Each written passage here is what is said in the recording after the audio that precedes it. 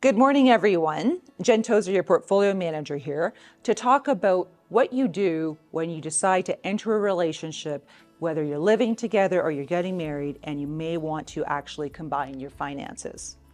So I'm going to talk about this in 3 different scenarios. I'm going to talk about the easiest one, 2 young people who have nothing. Then I'm going to go to the one that's a little bit more difficult, where people are maybe a decade later, more established, and you have either unequal assets or unequal income. And then I'm going to finish off with people that have maybe a little bit nervous because they've already been through a divorce. So let's start with these young people. My rule of thumb would be that you need 4 accounts and 1 credit card. So what are those accounts? Well, the first account is a joint account where you do your monthly budget. So you create a monthly budget, you put your money in there, and you run it, and you just keep track of how good you are at staying on budget and estimating your expenses. The second account you have is also a joint account, but it's for the expenses that don't come up every month, but they come up once in a while. So it's for your emergency fund, it's for your vacation and travel, it's for that once a year you have to pay your life insurance policy. That's your second account. And then you each have individual accounts. And why you have individual accounts, it's for your discretionary spending. No matter what the dollar amount is that you agree upon, nobody wants to explain where they spend every $5, $3, $12. Doesn't matter, right? What matters is that you have a little bit of financial independence and you know what the limit is. Now, the final thing is a joint credit card. It's unrealistic today to think you're not going to have a credit card, but if you have a joint one, you can at least keep each other accountable. So what do you use it for? Well, what you don't use it for is when you want to buy something extra.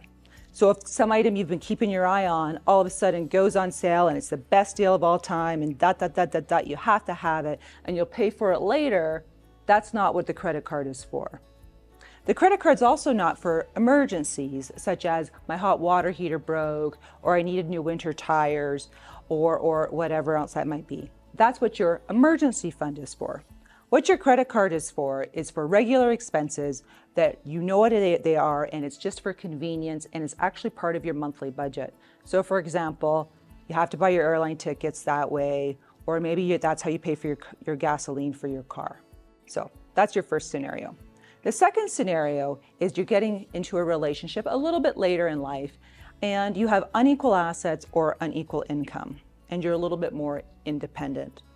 In this scenario, I know it's really tough to sit and talk about finances, but you need to do it, right? That's going to be the first ground rule for getting some success. And you may want either a cohabitation agreement or a prenuptial agreement, depending on which route you're going down. But what you want to avoid, the big pitfall in this scenario, is that you have a person who has more income or more wealth, and therefore they have more control, and often, potentially always, the final say. So that can be a real unequal balance of power that could lead to, an unsuccessful relationship.